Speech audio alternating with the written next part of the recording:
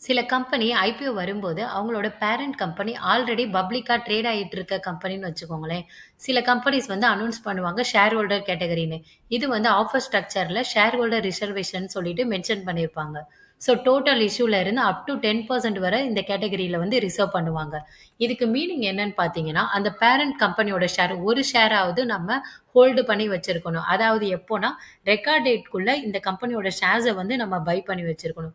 எக்ஸாம்பிள்க்கு வந்து company record date வந்து 13ஆம் தேதின்னு announce பண்றாங்கன்னா, அந்த பேரண்ட் கம்பெனியோட ஒரு ஷேராவது நம்ம 13ஆம் தேதியில ஹோல்டு பண்ணியிருந்தா மட்டும் தான் இந்த கேட்டகரியில நம்ம எலிஜிபிளா இருக்க முடியும். எக்ஸாம்பிள் பார்த்தீங்கன்னா, இந்த டாடா டெக்னாலஜி ஐபிஓ வந்து லான்ச் பண்ணாங்க. ஸோ இவங்களோட parent company Tata Motors. So இந்த டாடா மோட்டார் ஷேர்ஸ வந்து நான் ரெக்கார்ட் டேட் 13ஆம் தேதிக்குள்ள ஹோல்டு பண்ணி வச்சிருந்தேன்னா, நான் இந்த கேட்டகரியில அப்ளை பண்றதுக்கு எலிஜிபிளா இருப்பேன்.